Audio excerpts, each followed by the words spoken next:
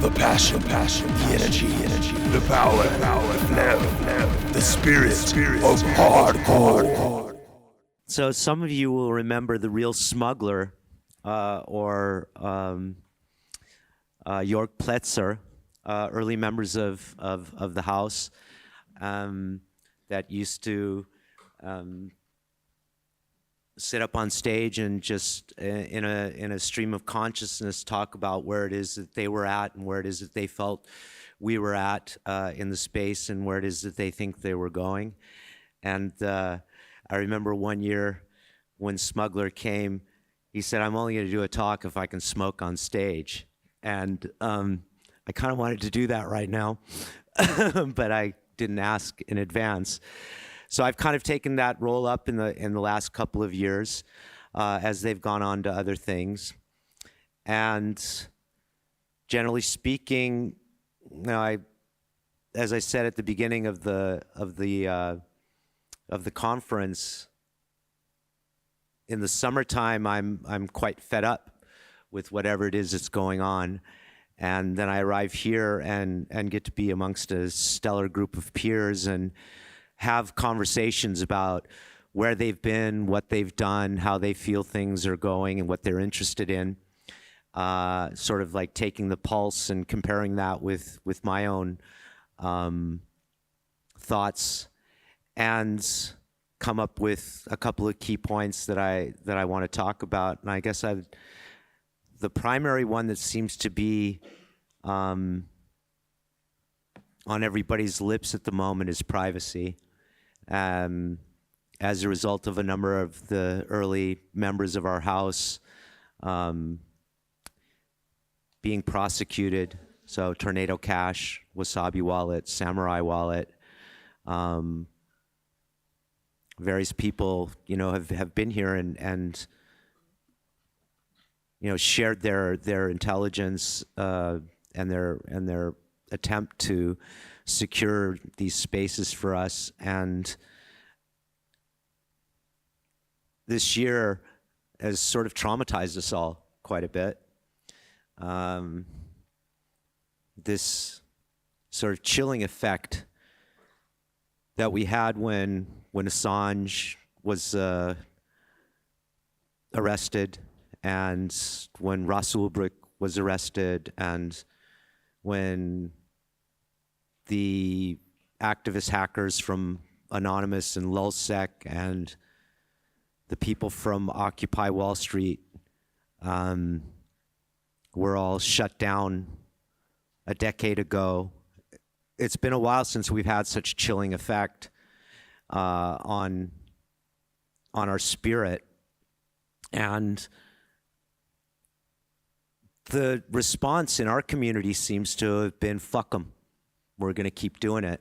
And it feels like the generation of us that have been fighting for the small little autonomous zones that we can establish to communicate and transact with each other privately and securely has inspired a whole new generation of people, coders and engineers and thinkers, and privacy has become, you know, pretty core to the narrative this year, and we see the growth in Monero, which is an early fork of Bitcoin, which has recently implemented a set of updates to the code base, which has increased the privacy guarantees. We're getting closer towards, you know, masking data that really neither any individual nor institution nor corporation should actually have a right to. And we also see now with the growth that's happening on L2s that this is a focus, that people want to increase privacy on Bitcoin. So I would consider that a win. That under threat, that the best aspects of the human spirit come to fore. The indomitable human spirit that desires to run free, seems to be anchored pretty solidly in this community, and that really heartens me. And the other connected part to that I feel as a 62-year-old man, and looking at the generations that are coming up behind me, not only hackers and engineers and dreamers and builders, but just the generation as a whole, the generations as a whole, around 30 and 20 years old, give me a lot of hope. I find more connection with my daughter's generation and with her friend circle, and anywhere it is that I travel or speak, it's really easy for me to connect with people that are 2 generations behind me. And when I sort of like combine that, so field of observation, it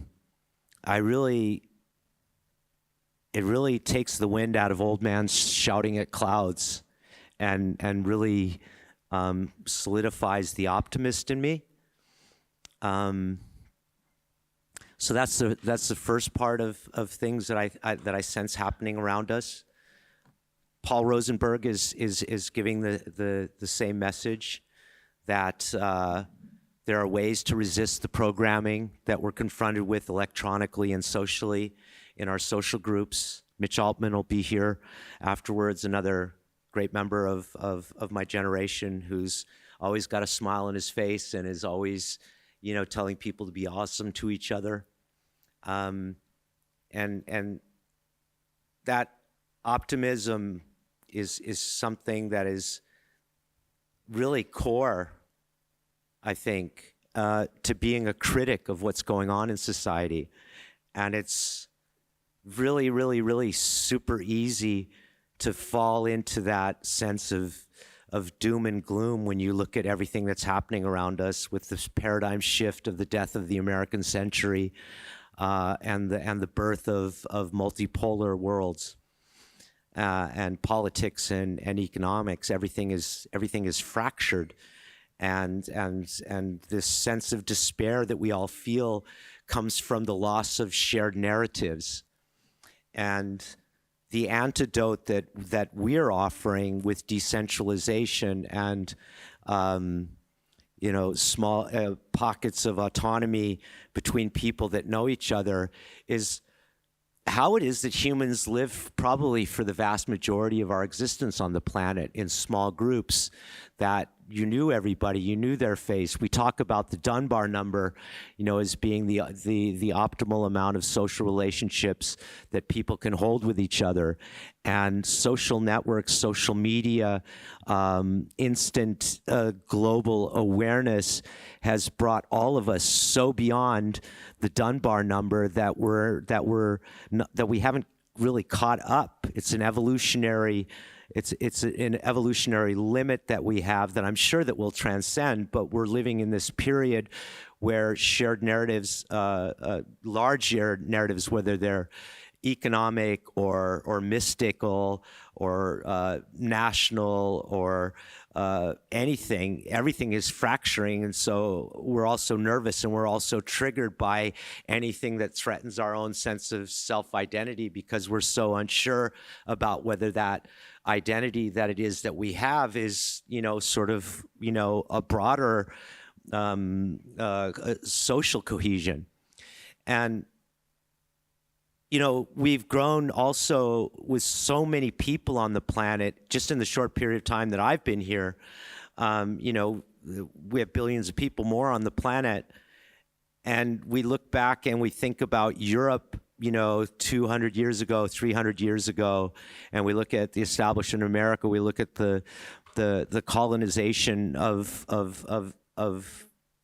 other cultures and other continents, and we forget that those were very, very small groups of people. Yeah?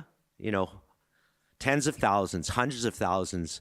A large city like Constantinople or Rome having 1 million inhabitants. And so in our minds, when we picture these larger civilizations or regimes that existed previously in history, we often tend to forget that they were much smaller groups of people, and that when America was founded, it was founded on the principle of decentralization. We had individual states that had a federation that was responsible for certain things, and now we have a federal government that essentially, controls pretty much almost everything down into the bedroom, and worst of all, down to the source of all human life, which is the female womb. And that's like really scary, and I can't wait until it breaks down and ends. And this sense of fear it is that we have of our nations and our institutions breaking down, I think is actually a really great sense of optimism, that we can come back to this type of local, decentralized human contact. And it's going to come inevitably, right? Whether it comes as a result of how the climate's changing, regardless of what the reason for that is. If it comes as a result of these large centralized institutions and corporations that control our lives, everything is collapsing as a result of what I believe are their own internal inconsistencies. And if we want to bring it back to the cypherpunk values that it is that we stand for, I remember in the early days of WikiLeaks that when Julian Assange was speaking with Eric Schmidt, and they had just released a book, and he was talking about what Bitcoin's place in that is. One of the central theses that Julian had, which really gripped me, was exactly this, yeah, that there are internal inconsistencies in the nation state as it is that we know it, with the security apparatus and the interlocking economics of the industrial complex, that our role is to accelerate that, to accelerate the internal inconsistencies of the state so that it loses its grip on the way it is that we think, the way it is that we behave. And it seems that this decentralized, distributed, global consensus layer that Bitcoin established the concept for, let's forget about it, what it means financially, but for the first time, we have an opt-in system for people to say, this is how it is that I want to interact with you. And that it establishes a way for enemies to actually trustlessly have some level of interaction with each other. And that global consensus network brought a whole spate of other things along with it, where people started examining governance again. And this has happened off of Bitcoin in the Ethereum network, and we've seen all kinds of explorations of how it is that we govern our interaction, and that's been primarily a financial one. And I think that this is obviously, a lot of people talk about this as being a scam, but I think that these are really, really valid experiments, and it has shown us clearly how flawed the idea of economics determining your voting power has been. It just sort of replicates in a far more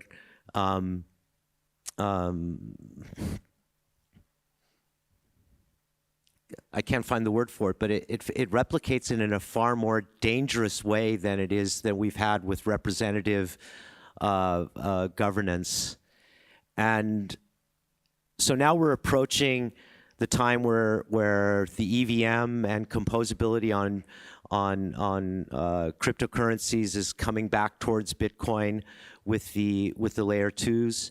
And we're sort of speed running the learnings very quickly, thanks to partners like Bitcoin Layers who have brought a lot of clarity into the language that it is that we use to describe what a layer 2 is on Bitcoin. And this is happening at an exponential pace.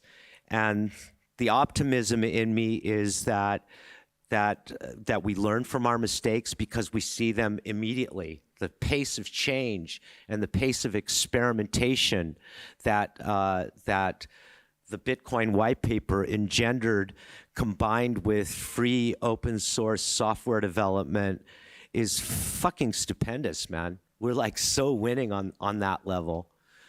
And when I look at all of the, the last three topics, and I look at the growth and the diversification of stakeholders in the cryptocurrency network, where it is that we're literally moving nation states, and we have ETFs that are happening now, and everybody's afraid that Wall Street is going to take over and launch a fork of Bitcoin that's available on Coinbase and be what the official Bitcoin is. I'm not really too concerned about that, because I really see Bitcoin as just one step along the way to us becoming, some sort of conscious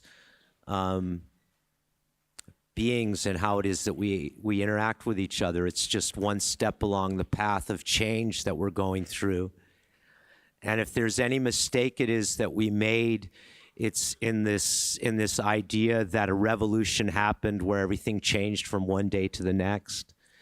And this unique thing about being human, that we can live simultaneously in the past, the present, and the future. Literally, that's what it seems like consciousness is to me, that I have an understanding of where I've been and what it is that I've done. I have an immediate consciousness of what it is that I'm experiencing, and I have the ability to look forward into the future as to what it is that I expect to happen or what I believe that I can manifest.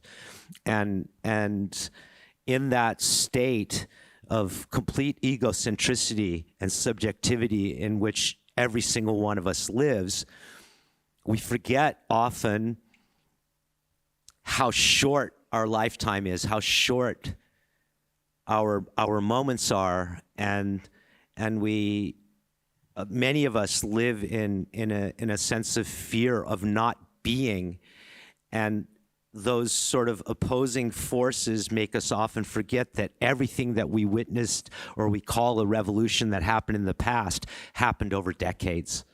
We look back and we go, oh yeah, the French Revolution, right? Oh yeah, this, that, And so we're living through this radical exponential period of change that often feels incredibly glacial to us because of the instantaneousness of our ability to communicate with each other.